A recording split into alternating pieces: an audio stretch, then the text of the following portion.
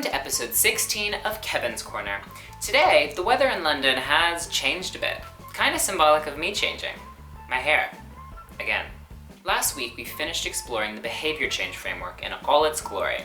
Only took us 15 episodes. Starting this week, we switch it up, and from here on out, we'll be spotlighting a different behavioral principle each episode, starting with the letter A all the way to the letter Z.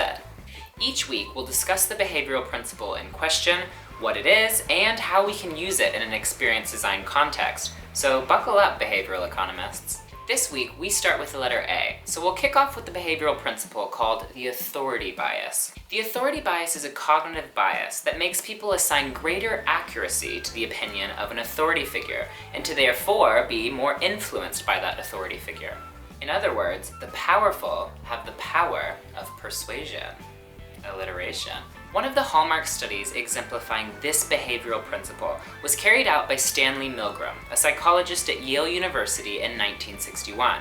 He conducted an experiment focusing on the conflict between obedience to authority and personal conscience. His experiments examined justifications for acts of genocide offered by those accused of the war criminal trials following the Holocaust.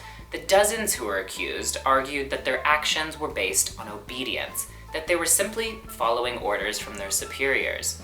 In Milgram's experiment, participants were ordered to administer painful and potentially harmful electric shocks to another person. Many of them did so, even though they felt it was wrong, and even when they wanted to stop, because they felt pressured by the perceived authority of the person leading the experiment.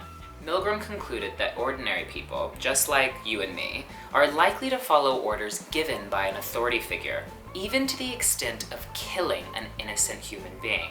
This is even exemplified in The Push, Netflix's recent reality show designed to manipulate ordinary people into committing murder.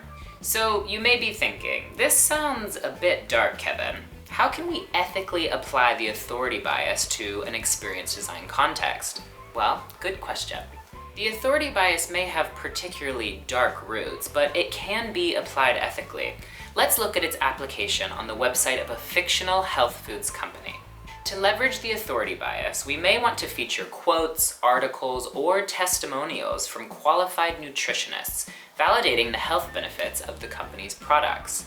Due to the qualifications of these healthcare professionals and their perceived clout and authority within the health food space, customers are more likely to value their opinion and therefore purchase the company's products.